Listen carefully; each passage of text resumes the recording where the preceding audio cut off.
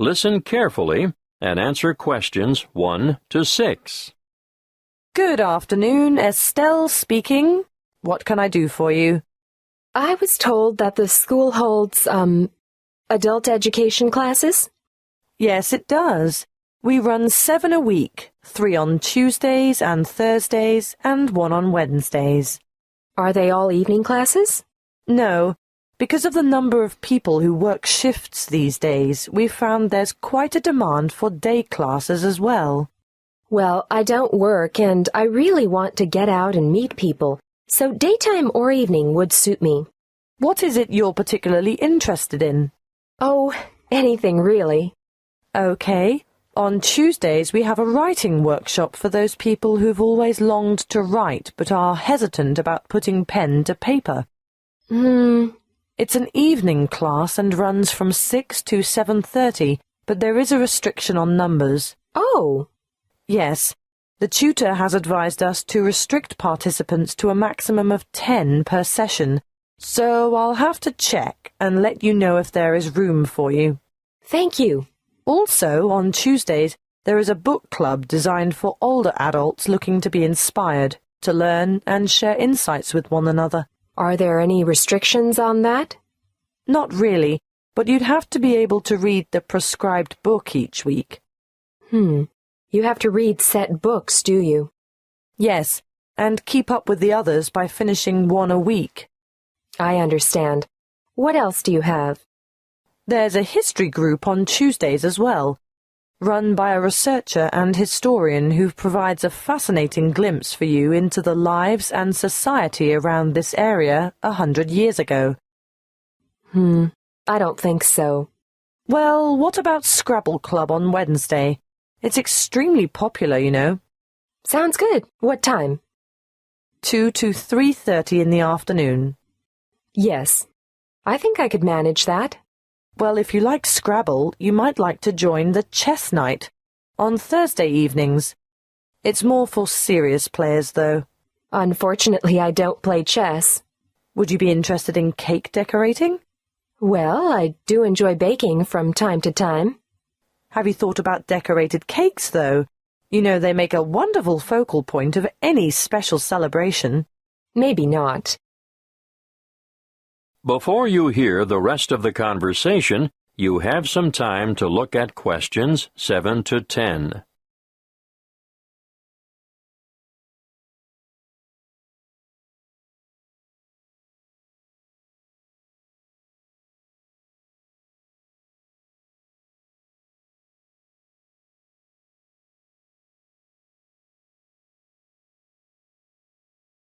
Now listen and answer questions 7 to 10. Look, I don't know if you'd be interested, but next month there's going to be an Adult Learners Week, and it's a great opportunity to learn something new and meet a lot of people. All the events are free, but booking is essential. What are the events? I'll give you a brief rundown, and if you decide there's something in it for you, I can send you all the details. Great! When is it? The first week in September, from the 1st to the 8th. Oh, are they all daytime events? Yes, but some are half-day and some are whole-day sessions. Can you just quickly tell me about the half-day ones, please? Okay. The Techno Expo will help you work with social networking tools, and you can learn more about online privacy and security and online entertainment. That's Monday the 1st. In the morning? Actually, it's after lunch, from 1 to 4:30. What else is there in the afternoon? Well, on Wednesday, there's work-life balance, understanding how to assess what you really value, the importance of balance and harmony in your life, and how to achieve it. That's another one I'd like to go to. Are there any more? No more half-days in the afternoon. Wait a minute. There is a poetry event. What does that entail? Writing some inspirational poems and sharing them with the class. No, thank you. I'm not going to read my poems to other people. I know what you mean. One more thing. Can you tell me where all the events are being held? Yes, all the workshops are at the Central Library. Oh, good. That's handy. That is the end of Section 1. You now have half a minute to check your answers.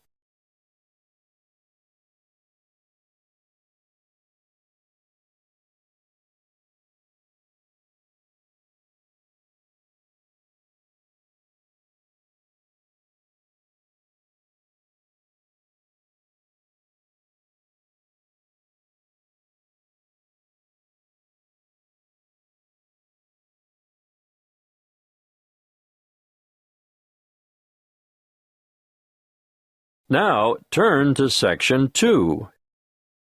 Section 2. You will hear a parent educator talking about childhood accidents. First, you have some time to look at questions 11 to 16.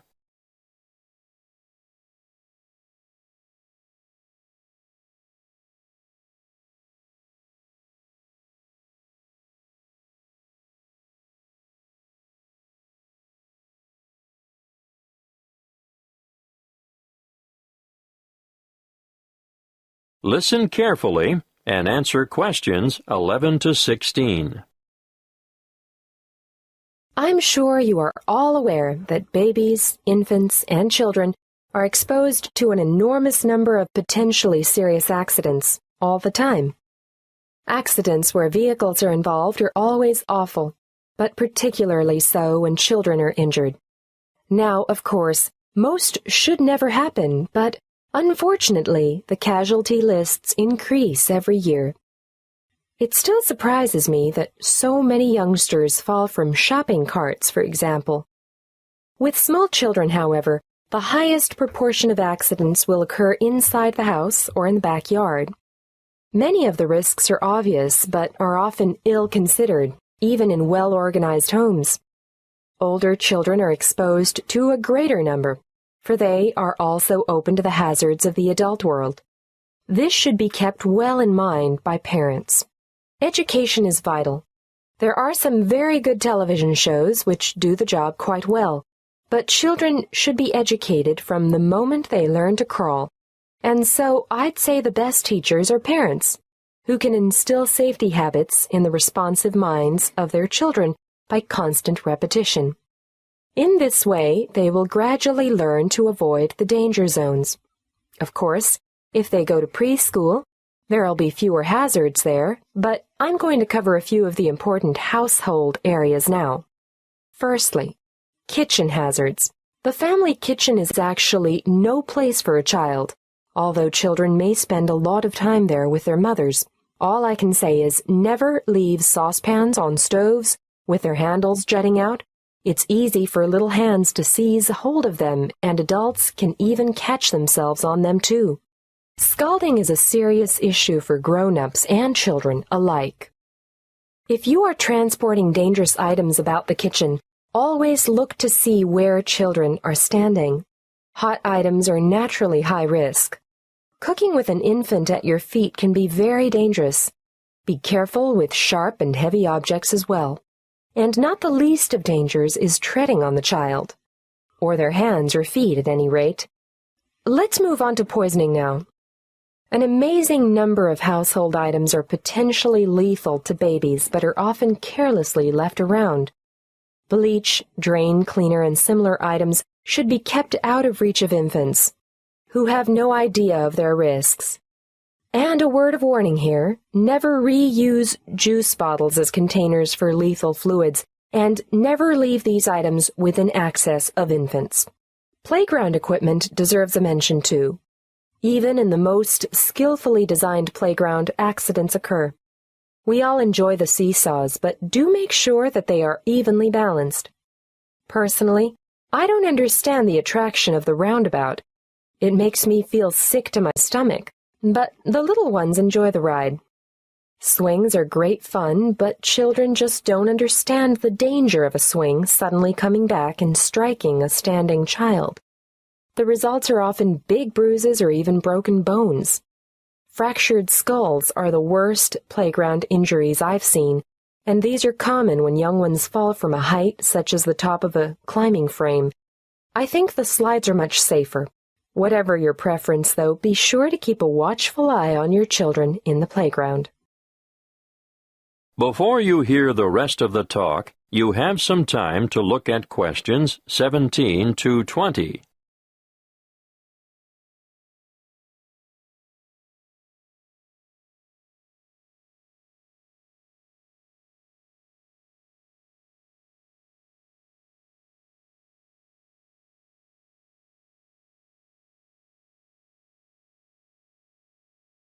Now listen and answer questions 17 to 20.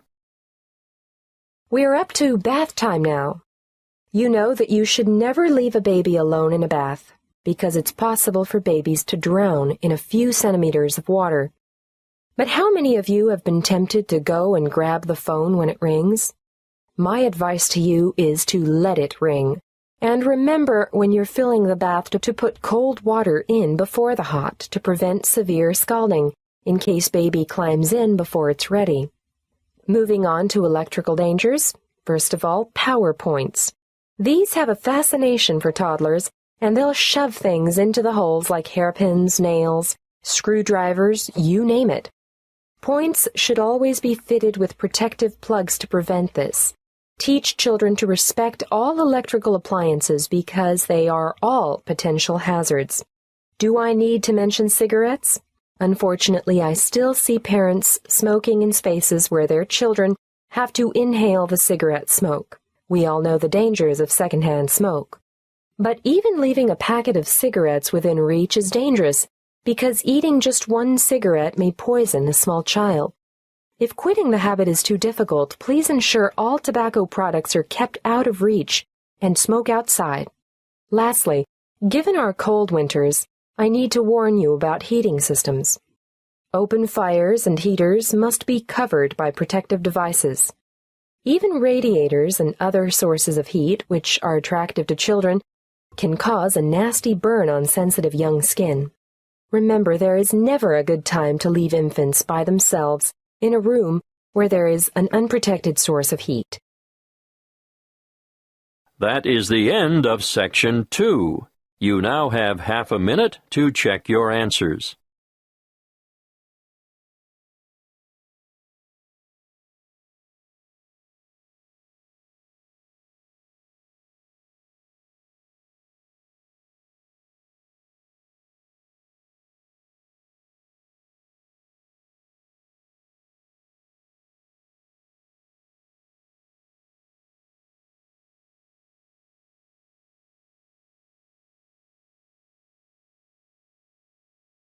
Now turn to Section 3. Section 3. You will hear a conversation between two students discussing an assignment. First, you have some time to look at questions 21 to 26.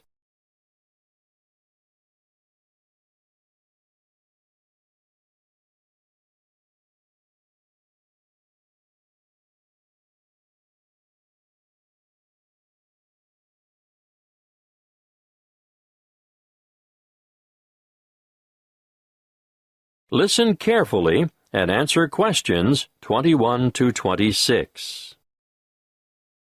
Hi, Opal.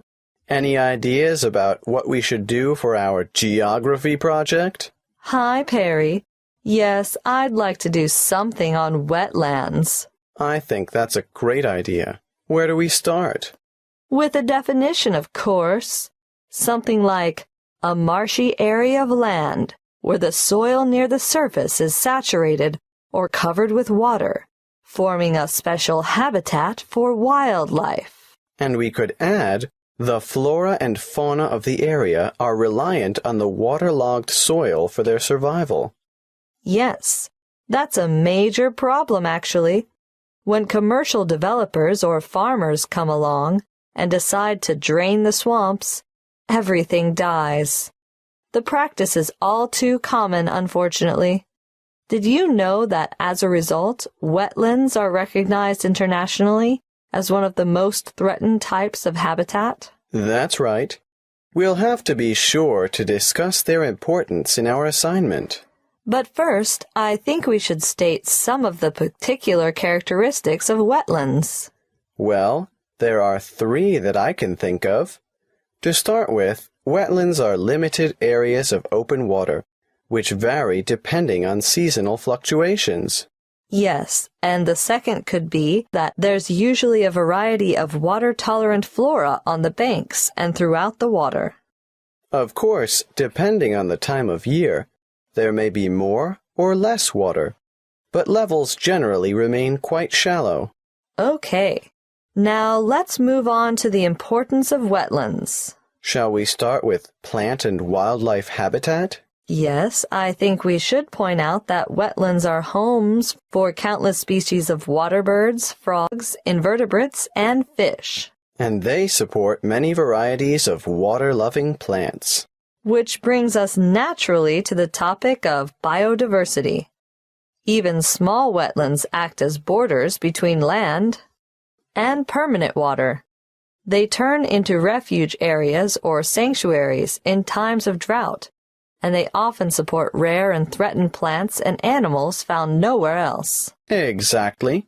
And they're especially important as nurseries and breeding grounds for all kinds of fish, birds, and invertebrates. Wetlands are important for improving the purity of the water, too. Yes, that's because the flow of water through the wetlands is slowed by bank and in-stream plants, and so it allows sediment to settle. Nutrients such as nitrogen and phosphorus and other pollutants are removed as the water passes through. Before you hear the rest of the conversation, you have some time to look at questions 27 to 30.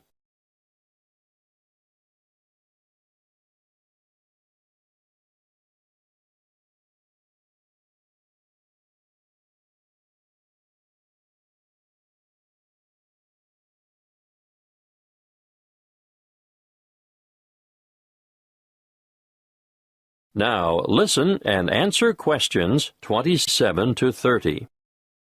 Okay, at this point, I think we should look at mangroves. They're important for nutrient removal. I think nutrient recycling is more accurate, and biological productivity, because wetlands are really very productive ecosystems. Should we do a food web then?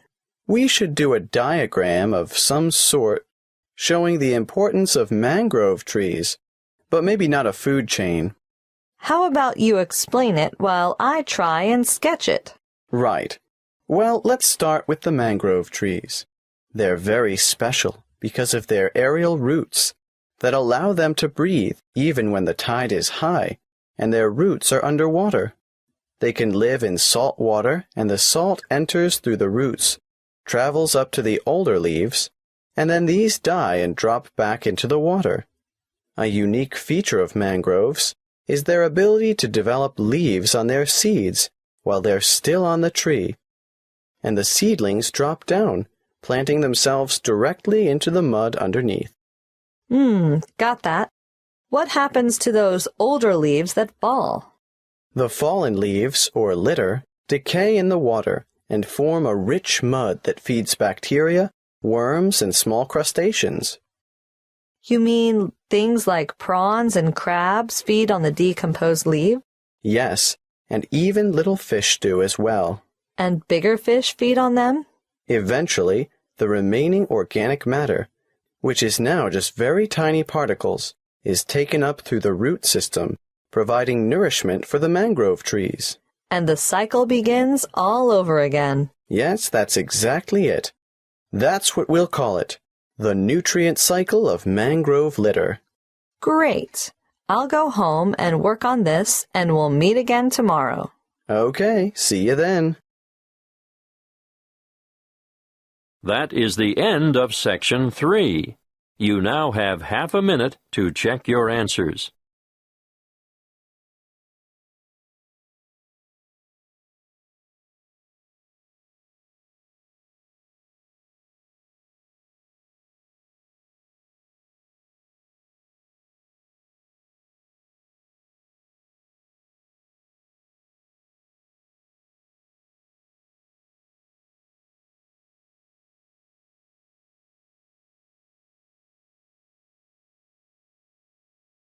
Now turn to Section 4. Section 4. You will hear a lecture on meteorology and cloud formation. First, you have some time to look at questions 31 to 40.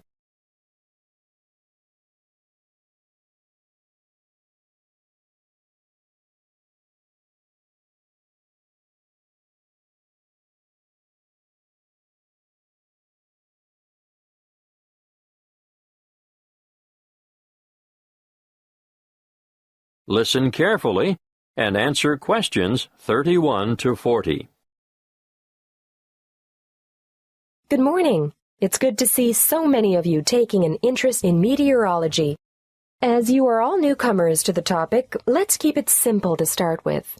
In fact, let's begin with a very simple definition of what meteorology is. The suffix, ology, gives you a clue.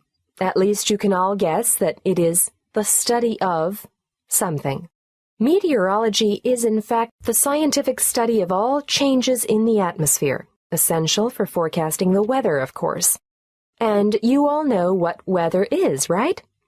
The four main ingredients are the sun, the atmosphere, water vapor, and the wind.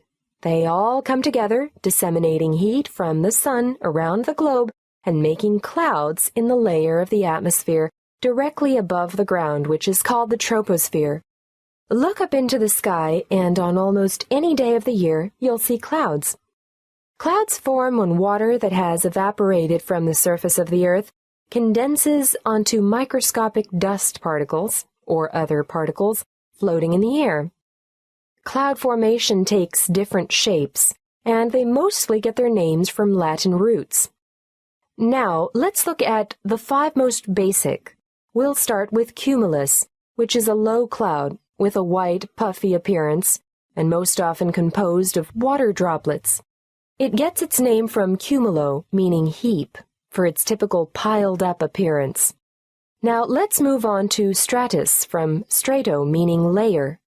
These are the gray, horizontal ones, often with a flat base, that you see on an overcast day, and they too are mostly made up of water droplets. At this point, I should mention fog, which you probably don't even think of as clouds, but fog consists of very low-stratus, ground-hugging clouds.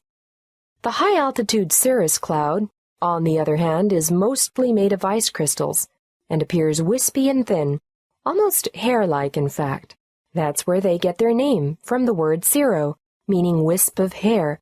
They are generally fair-weather clouds. Not so the cumulonimbus, the tallest of all clouds.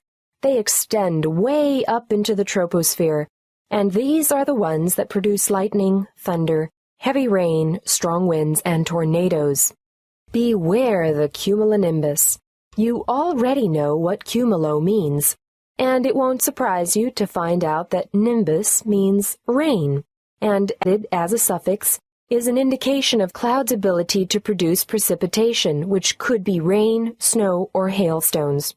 As this course progresses, you'll learn a lot more about cloud types, but before I finish today, I want to go back to something I mentioned before, dust. It is generally accepted that when water vapor ascends in the process of cloud formation, it condenses onto dust particles. So it was assumed large dust particles would produce larger droplets and enhance the formation of rain. However, recent research has shown the opposite to be true. Droplet size increases the farther the clouds are from dust-filled air. More dust reaching rain clouds produces less rainfall. Scientists have shown that as more and more dust enters a rain cloud, the same amount of water becomes spread out. The resulting smaller water droplets scatter instead of combining and growing large enough to make up raindrops. This study shows that higher dust frequency is not inevitably the result of diminished rainfall, but rather its cause. Therefore, loss of topsoil from overgrazing, overcultivation, or bad livestock management in areas neighboring deserts will contribute to the continuing expansion of those arid regions. Your assignment for this week will be to read up on this research and write a report on how dust from damaged land may exacerbate drought conditions and lead to further desertification of arid areas.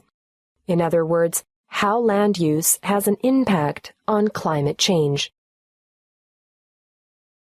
That is the end of Section 4. You now have half a minute to check your answers.